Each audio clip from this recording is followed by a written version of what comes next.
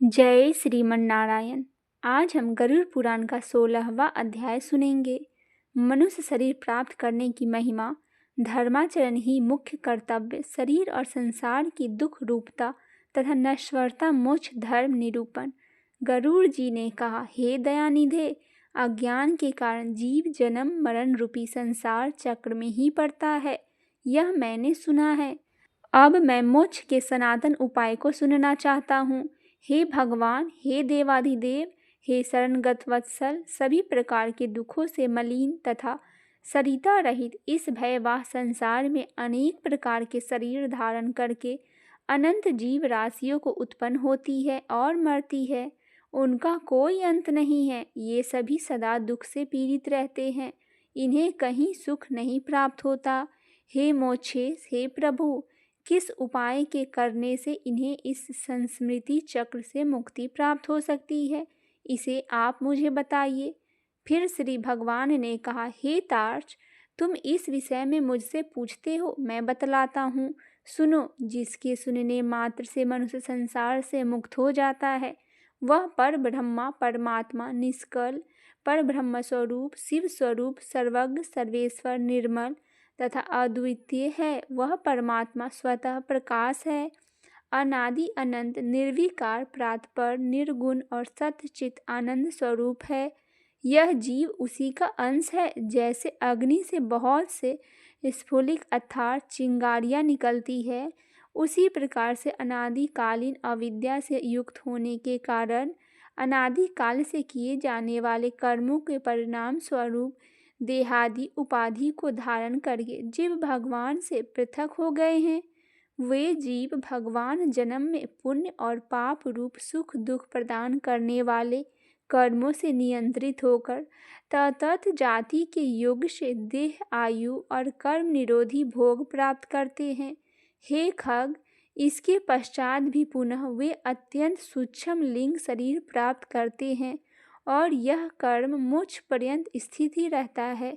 ये जीव कभी स्थावर वृक्ष ललित जड़ योनियों में, पुनः कर्म योनियों में, तदंतर जलचर पक्षी और पशु योनियों को प्राप्त करते हुए मनुष्य योनि प्राप्त करते हैं।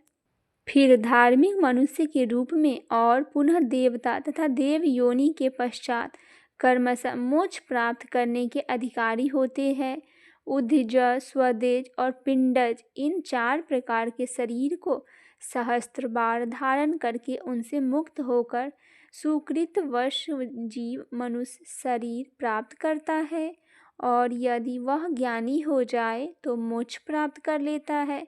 जीवों को 84 लाख योनियों से मनुष्य योनि के अतिरिक्त अन्य किसी भी योनि में तत्व ज्ञान प्राप्त नहीं होता। पूर्वोक्त विभिन्न योनियों में हजारों हजार करोड़ों बार जन्म लेने के अनंतर उपार्जित पुण्य पुंज के कारण कदाचित मनुष्य योनि प्राप्त होता है।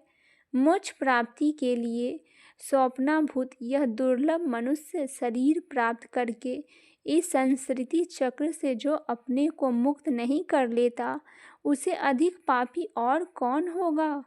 उत्तम मनुष्य शरीर में जन्म प्राप्त करके और समस्त सौष्ठव संपन्न अविकल इंद्रियों को प्राप्त करके भी जो व्यक्ति अपने हित को नहीं जानता, वह ब्रह्म घातक होता है। शरीर के बिना भी जो जीव पुरुषार्थ नहीं कर सकता, इसीलिए शरीर और धन की रक्षा करता हुआ इन दोनों से पुण्योपार्जन करना चाहिए। मनुष्य को सर्वदा अपने शरीर की रक्षा करनी चाहिए, क्योंकि शरीर सभी पुरुषार्थ का एकमात्र साधन है। इसीलिए उसकी रक्षा का उपाय करना चाहिए। जीवन धारण करने पर ही व्यक्ति अपने कल्याण को देख सकता है। गांव, क्षेत्र, धन, घर और शुभाशुभ कर्म पुनः पुनः प्राप्त कर सकते हैं, किंतु मनुष्य शरीर पुनः पुनः प्राप्त नहीं हो सकता। इसीलिए बुद्धिमान व्यक्ति सदा व्यक्ति शरीर की रक्षा उपाय करते हैं। कुछ आदि रोगी भी अपने शरीर को त्यागने की इच्छा नहीं करते। शरीर की रक्षा धर्मचरण के उद्देश्य से और धर्माचरण ज्ञान प्राप्ति के उद्देश्य से, ज्ञान ध्यान एवं योग की सिद्धि के लिए, फिर धनायोग से मनुष्य अविलंब मोक्ष प्राप्त कर लेता है। यदि मनुष्य स्वयं को अपने आत्मा का अहित से निवारण नहीं कर लेता तो आत्मा का दूसरा कौन हितैषी होगा जो आत्मा को तारेगा। जो जीव मनुष्य के शरीर में रहकर इसी जन्म में नरक रूपी व्याधि को चिकित्सा नहीं कर लेता, वह परलोक में जाने पर जहाँ औषधि नहीं प्राप्त है, नरक व्याधि से पीड़ित होने पर क्या कर सकेगा। वृद्धावस्था बाघिन के समान सामने खड़ी है। फूटे हुए घड़े के गिरने वाले जल की भांति प्रतिक्षण आयु समाप्त होती जा रही है। रोग शत्रु की भांति प्रहार कर रहे हैं। अतः श्रेय प्राप्ति के लिए जीव को अभ्यास करना चाहिए। जब तक दुख प्राप्त नहीं होता, जब तक आपत्तियां घेर नहीं लेती और जब तक इंद्रियों को वैकल्यम नहीं आ जाता, तब तक श्रेय प्राप्ति के लिए जीव को प्रयास करते रहना चाहिए। जब तक यह शरीर तभी तक तत्व ज्ञान का आभास करना चाहिए। भवन में आग लग जाने पर कौन ऐसा दुबुद्धि मनुष्य है जो कुआं खोदना प्रारंभ करता है। बहुविधि संसारिक कार्य प्रपंचों में व्यस्त रहने के कारण काल का ज्ञान नहीं होता। यह कलेश की बात है कि मनुष्य अपने सुख दुख और हित की बात ही नहीं समझता। संसार में जीवों को उत्पन्न होते हुए, रोग आदि से दुखी होते हुए, मृत्यु प्राप्त करते हुए आपत्तिग्रस्त तथा दुखी देखकर संसारिक मनुष्य मोह रूपी मंदिरा को पीकर कभी भी भयभीत नहीं होता। भौतिक संपत्ति स्वप्न के समान नश्वर क्षण भंगुर है। यौवन भी पुष्प के समान मुरझा जाने वाला है। आयु बादलों में चमकने वाली बिजली के समान चंचल है। यह सब जानते हुए भी मनुष्य को कैसे धैर्य हो सकता है। एक तो मनुष्य की 100 वर्ष की आयु ही बहुत थोड़ी है, उसमें भी निद्रा और आलस्य के वशीभूत होकर उसका आधा भाग बीत जाता है और जो शेष है वह भी बाल्य अवस्था, रोग और जरा के होने वाले दुख से चला जाता है और जो थोड़ा सा बचा है वह भी निसफल ही बीत जाता है। प्रारंभ करने वाले कार्य के विषय में जो उद्योग नहीं करता और जहाँ ब्रह्म चिंतन आदि में जागरूक रहना चाहिए, वहाँ वह सोता रहता है। इसके विपरीत जहाँ सदा सदा भय विद्यमान है, उस संसार में वहाँ विश्वस्त ऐसा जो मनुष्य है, वह अभागा क्यों नहीं मारा जाएगा। जल में उठने वाले फेन के समान अतीव क्षण भंगुर देह को प्राप्त करके जीवात्मा उसमें स्थित रहता है। यह शरीर ही उसको प्रिय श्वास के रूप में प्रतीत होता है, किंतु इस अनित्य शरीर में जीव आत्मा निर्भय होकर कैसे रह सकता है। जो अहित करने वाले विषय भागों में ही हित बुद्धि रखता है तथा अनिश्चित पुत्र कलत्र देह गोहादि को अस्थायी समझता है और भौतिक धन संपत्ति आदि अंधकारी वस्तुओं में जो अर्ध बुद्धि रखता है, वह अपने परमार्थ को नहीं जानता। जो यह जगत किसी का नहीं हुआ ऐसा देखते हुए भी गिर रहा है, आत्मज्ञान विषयक वचनों को सुनते हुए भी जिस बोध नहीं हो सका, पढ़ कर के भी उसका अर्थ नहीं समझ सका, ऐसा इसीलिए होता है कि जीव भगवान की माया से मोहित है। मृत्यु, रोग और जग रूपी ग्राहों के द्वारा गंभीर कला सागर में डूबते हुए इस जगत को कोई भी नहीं जान पाता। प्रतिक्षण क्षीण होते हुए भी इस काल की सूक्ष्म गति को जीव वैसे ही नहीं जान पाता जैसे कच्चे घड़े में स्थित जल को विगलित होने का ज्ञान नहीं हो सकता। कदाचित वायु को बांधना संभव हो सकता है, आकाश को खंड खंड करने की तरंगों के गुम्फन की कल्पना भी संभव हो सकता है, परंतु आयु के शाश्वत होने की आस्था कथमापि संभव नहीं हो सकता। जिस काल के द्वारा जल जाती है, मेरु पर्वत भी चूर चूर हो जाता है, सागर का जल भी सूख जाता है, उस काल से मनुष्य शरीर की रक्षा की क्या कथा मेरा पुत्र, मेरी पत्नी, मेरा धन, मेरा बांधव, इस प्रकार मैं कहते हुए मनुष्य रूपी बकरे को हठ पूर्वक काल रूपी भेड़िया मार डालता है। यह मैंने कर लिया, यह करना शेष है, यह दूसरा कार्य भी अभी कुछ करना बाकी है। इस प्रकार की इच्छा से युक्त मनुष्य को यमराज अपने वश में कर लेते हैं। कल किए जाने वाले कार्य को आज, अपराह्न में किए जाने वाले कार्य को पूर्व में ही कर लेना चाहिए, क्योंकि मनुष्य ने अपना कार्य कर लिया है अथवा नहीं, इसकी प्रतीक्षा मृत्यु नहीं करती।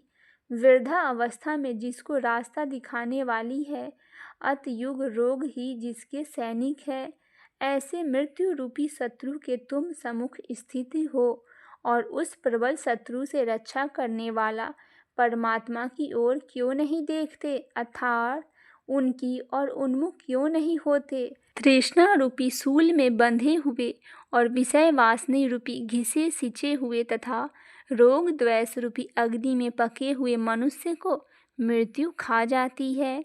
यह जगत ऐसा है कि इसमें मृत्यु बालकों, युवकों, वृद्धों और गर्भस्थ जीवों सभी को ग्रस लेती है।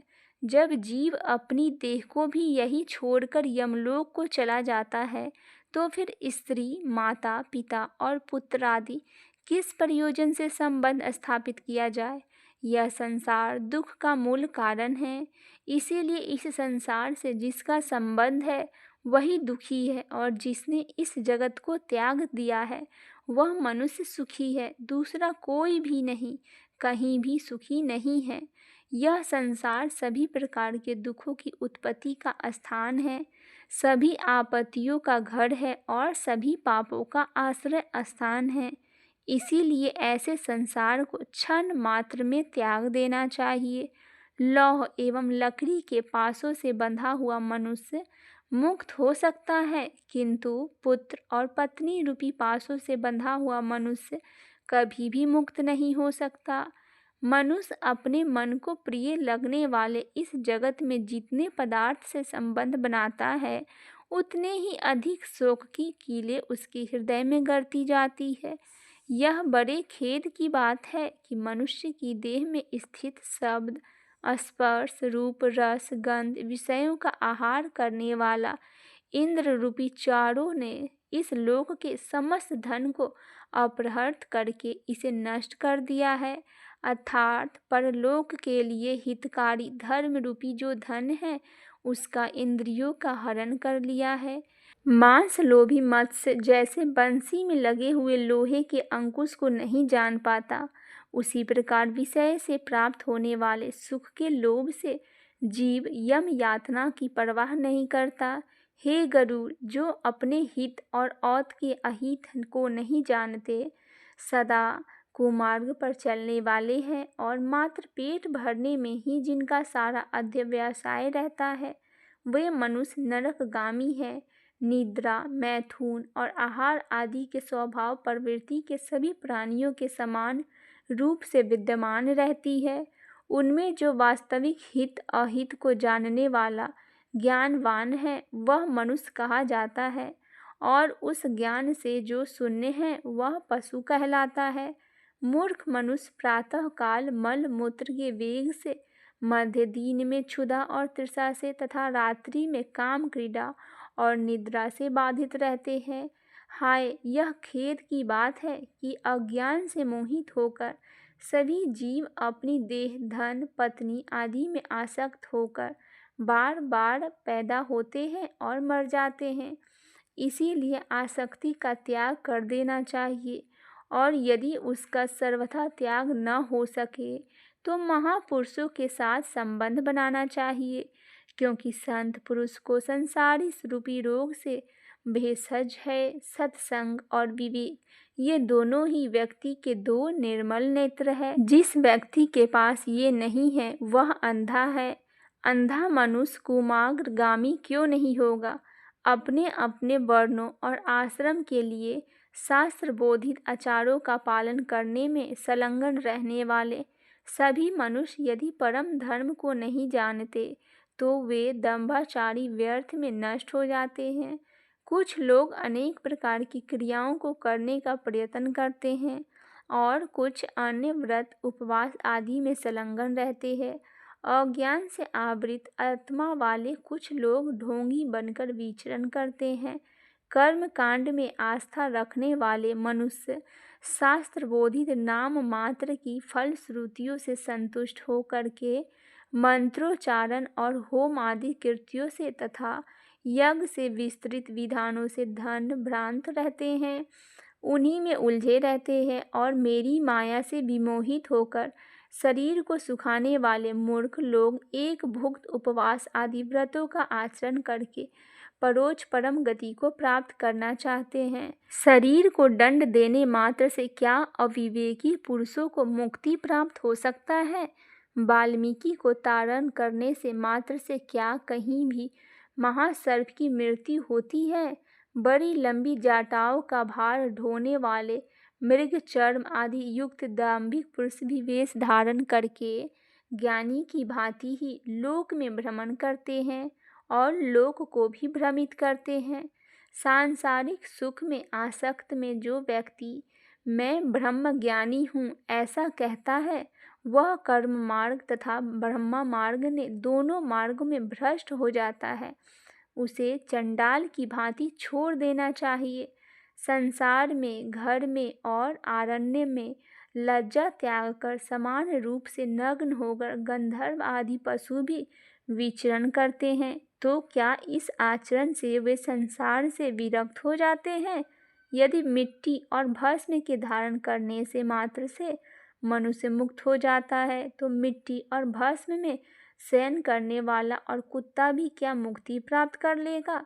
घास पात और जल का आहार करने वाले तथा निरंतर जंगल में निवास करने वाले और श्रृंगल चूहे तथा मृग आदि पशु भी क्या तपस्वी योगी हो जाते हैं? अर्थात अन्न छोड़ देने, ग्राम या नगर में निवास छोड़कर वन में रहने मात्र से कोई सन्यासी नहीं हो जाता। मंडूक अर्थात मेढक और मत्स्य आदि जलचर जीव जन्म से लेकर मृत्यु प्रांत गंगा आदि नदियों में निवास करते हैं, तो क्या ये योगी हो जाते हैं? कबूतर सिली वृत्ति का आहार करने वाले तथा चातक कभी भी भूमि पर स्थित जल को नहीं पीते, तो क्या इससे वे व्रती हो जाते हैं? इसीलिए हे खगेश्वर, पूर्वोक्त संपूर्ण कर्मानुष्ठान केवल लोक रंजन मात्र के लिए है। मोक्ष का आकरण तो साक्षात तत्व ज्ञान ही है। हे खग, सद दर्शन रूपी महाकूप में पड़े हुए मनुष्य रूपी पशु परमार्थ को नहीं जानते हैं, क्योंकि वे पशुपाश से नियंत्रित रहते हैं।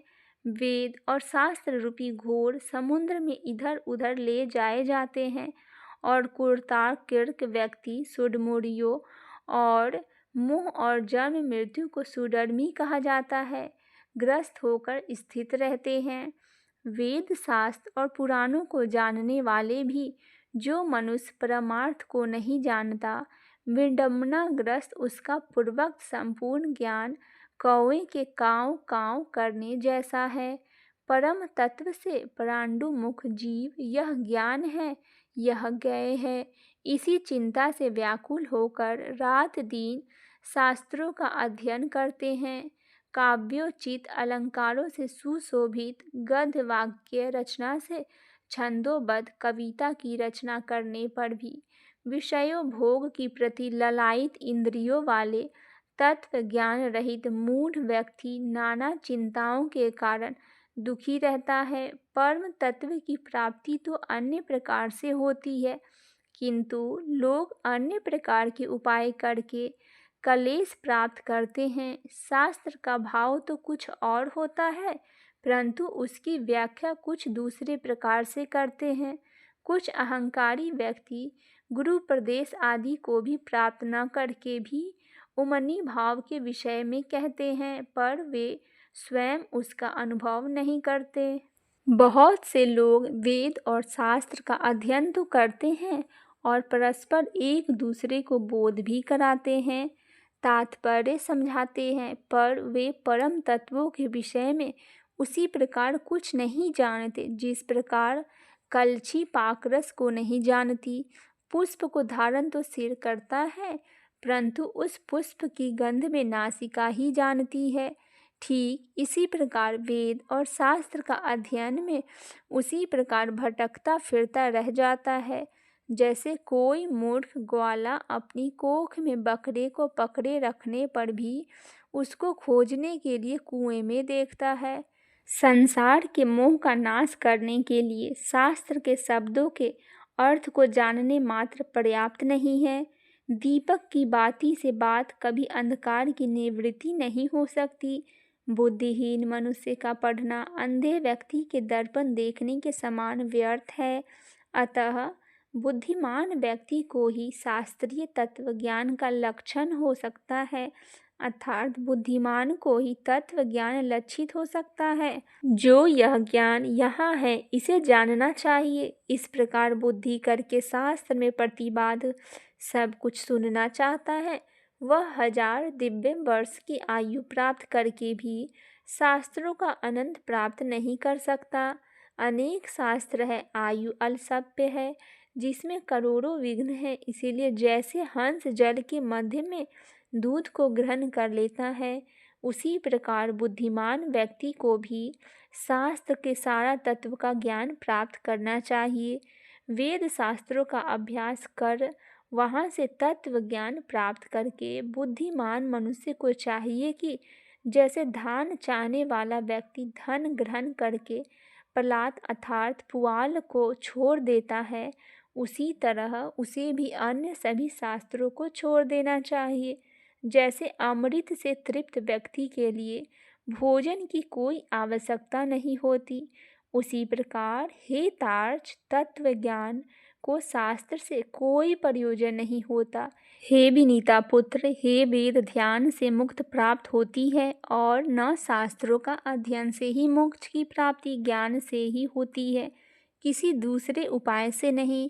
जिस प्रकार मुक्ति के लिए न तो आश्रम धर्म का अनुष्ठान कारण है, न दर्शनों का अध्ययन करना है, उसी प्रकार स्रोत स्मार्थ कर्म भी कारण नहीं है। मात्र ज्ञान ही मोक्ष का उपाय है। गुरु का वचन ही मोक्ष देने वाला है, अन्य सभी विद्याएं विडंबना मात्र है। लकड़ी के हजारों भारों की अपेक्षा एक संजीवनी ही श्रेष्ठ है। कर्मकांड और वेद शास्त्रादि के अध्ययन रूपी परिश्रम से रहित केवल गुरु मुख से प्राप्त अद्वैत ज्ञान ही कल्याणकारी कहा गया है। अन्य करोड़ों शास्त्रों को पढ़ने से कोई लाभ नहीं। वेदादि आगम शास्त्र का अध्ययन तथा विवेक, इन दो साधनों से ज्ञान की प्राप्ति होती है। आगम से शब्द का ब्रह्मा का ज्ञान प्राप्त होता है और विवेक से ही पर ब्रह्मा का ज्ञान प्राप्त होता है। कई विद्वान अद्वैत को वास्तविक परम तत्व स्वीकार करते हैं और कुछ अन्य विद्वज दैव तत्व ही प्रतिष्ठा चाहते हैं, किंतु द्वैत और अद्वैत से पृथक सभी के लिए समान रूप से स्वीकार्य परम तत्व को कोई नहीं जानता। न मम मेरा नहीं है और न मम मेरा है, ये दो पद भावनाएं ही बंधन और मोक्ष के कारण है।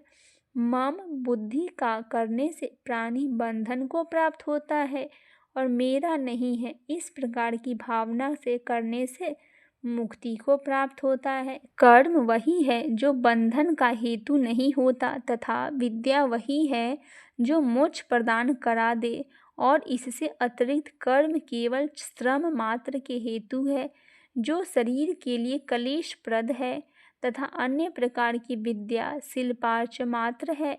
जब तक कर्म किए जाते हैं, जब तक संसार में आसक्त रहती है, जब तक इंद्रियों का चांचल्य बना रहता है, तब तक तत्व ज्ञान की बात ही कहाँ हो सकता है। जब तक देहाभिमान है, जब तक ममता रहती है, जब तक प्रयत्नों का वेग रहता है, जब तक संकल्प कल्पना होती रहती है, जब तक मन स्थिर नहीं हो जाता, जब तक शास्त्रों का चिंतन नहीं किया जाता तथा तब तक गुरु की कृपा नहीं प्राप्त होती, तब तक तत्व ज्ञान की चर्चा की कहाँ होती है। तप व्रत तीर्थ जप होम तथा पूजा आदि सत्कर्मों का अनुष्ठान तो वेद शास्त्र और आगम की कथा तभी तक उपयोगी है जब तक जीव को तत्व ज्ञान प्राप्त नहीं हो सकता। इसीलिए हे तार्क्ष, यदि अपने मोक्ष की इच्छा हो तो सर्वदा संपूर्ण प्रयत्नों का सभी अवस्थाओं में निरंतर अनुष्ठान करके तत्व ज्ञान की प्राप्ति में संलग्न रहना चाहिए। जो प्राणी आधि भौतिक, अर्ध दैविक, आध्यात्मिक ताप त्रय से सदा संतप्त रहता है, उसे मोक्ष वृक्ष की छाया का आश्रय करना चाहिए। जिस मोक्ष वृक्ष का पुष्प धर्म और ज्ञान स्वरूप है तथा फल स्वर्ग एवं मोक्ष के लिए श्री गुरु मुख से आत्म विषय ज्ञान प्राप्त करना चाहिए। ज्ञान हो जाने पर प्राणी इसी घोर संसार बंधन से सुखपूर्वक मुक्त हो जाता है। हे तार्क्ष, मैं तत्वज्ञानी पुरुषों के द्वारा किए जाने वाले अंतिम कृत्य से विषय में तुम्हें बतलाता हूँ। सुनो। जिस उपाय को करके जीव ब्रह्म निर्वाण सर्वंग मोक्ष को प्राप्त होता है, अनंत काल के आ जाने पर पुरुष भय छोड़कर अनासक्ति शास्त्र से देह गेहादि विषयक ममतत्व को काट डाले, वह धीर पुरुष घर से निकलकर पवित्र तीर्थ के जल में स्नान करके पवित्र और एकांत देश में विधिवत आसन लगाकर बैठ जाए और शुद्ध परम त्रिवृत्त ब्रह्माक्षर अर्थात ओमकार का मन से अभ्यास करे तथा ब्रह्म बीज स्वरूप ओंकार का निरंतर स्मरण करके श्वास को जीत करके मन को नियंत्रित करे। बुद्धि रूपी सारथी की सहायता से मन रूपी लगाम के द्वारा इंद्रियों को विषय में निगृहित कर ले और कर्मों के द्वारा अच्छापित मन को बुद्धि की सहायता से शुभ अर्थ में अर्थात पर ब्रह्मा के चिंतन में लगा दे। मैं ब्रह्मा हूँ, मैं परम धाम हूँ और परम पद रूपी ब्रह्मा मैं हूँ, ऐसी समीक्षा करके अपनी आत्मा को निष्कल परमात्मा में लगा दे और ओम इस एकाक्षर ब्रह्म के उच्चारण करता हुआ तथा मेरा स्मरण करता हुआ जो मनुष्य देह त्याग करता है, वह इस संसार से तर जाता है और परम गति को प्राप्त करता है। मान और मोह से रहित तथा आसक्ति से उत्पन्न होने वाले दोषों को जीत लेने वाले सुख और दुख आदि द्वंद्वों से मुक्त होकर ज्ञानी पुरुष उस शाश्वत अविनाशी परम पद को प्राप्त होते हैं। जो व्यक्ति राग और द्वेष रूपी मलों का अपहरण करने वाला ज्ञान रूपी जलाशय और सत्य रूपी जल वाले मानस तीर्थ से स्नान करता है, वह मोक्ष को प्राप्त कर लेता है। जो प्रौढ़ वैराग्य को धारण करके अन्य भावों का परित्याग कर केवल मदस्यक भावना के द्वारा मेरा भजन करता है, ऐसा पूर्ण दृष्टि रखने वाला अमला रत्मा संत ही मोक्ष को प्राप्त होता है।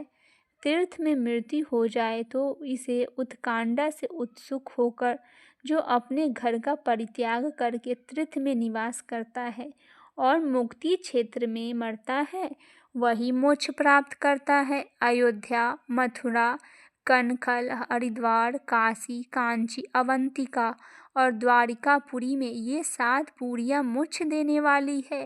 हे तार्क्ष, मैंने सनातन मोक्ष धर्म को तुम्हें बता दिया। ज्ञान और वैराग्य के सहित इसे सुनकर पुरुष मोक्ष को प्राप्त करता है। तत्व ज्ञान पुरुष मोक्ष को प्राप्त करते हैं। धार्मिक पुरुष स्वर्ग को प्राप्त होते हैं।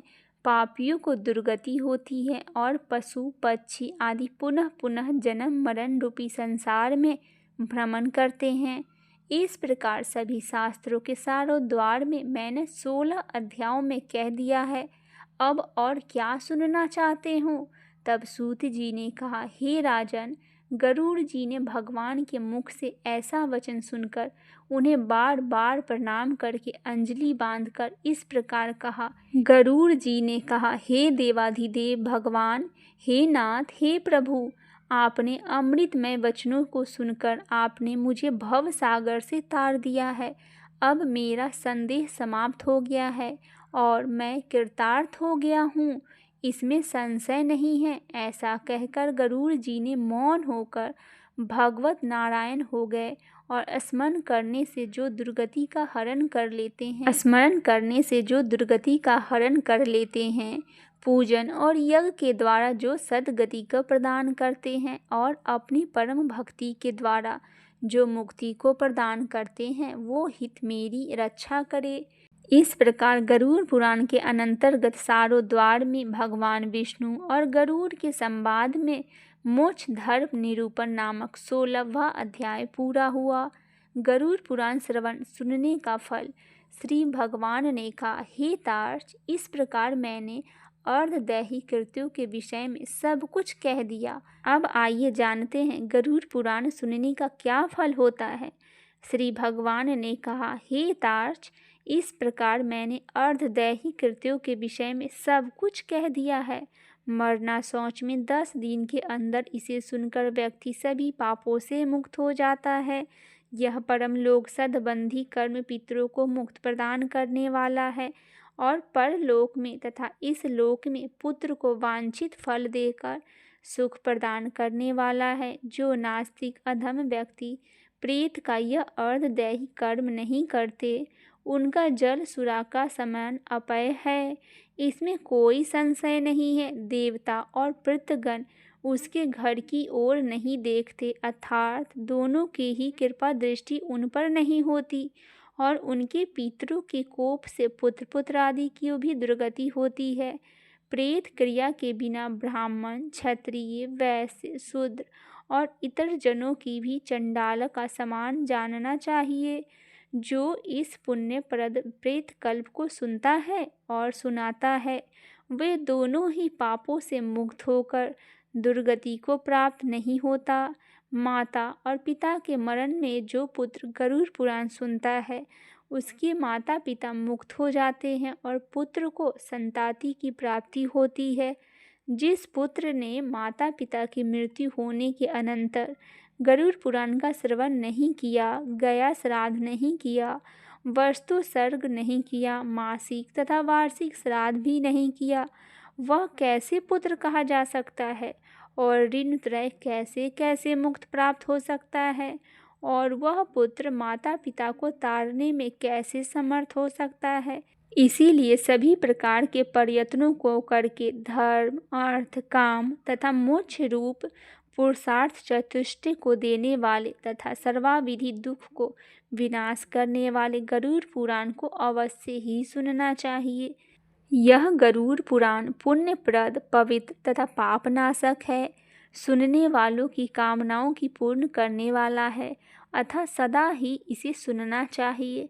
इस पुराण को सुनकर ब्राह्मण विद्या प्राप्त करता है और क्षत्रिय पृथ्वी को प्राप्त करता है, वैश्य धनाढ्य होती है और शूद्र पातकों से शुद्धि हो जाता है।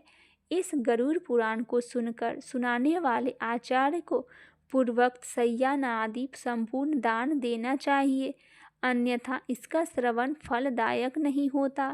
पहले पुराण की पूजा करनी चाहिए, तदंतर वस्त्र, अलंकार, गौदान और दक्षिणा आदि देकर आदर पूर्वक वाचक की पूजा करनी चाहिए। प्रचुर पुण्य फल की प्राप्ति के लिए प्रभुत अन्न, स्वर्ण और भूमि दान देने की श्रद्धा है।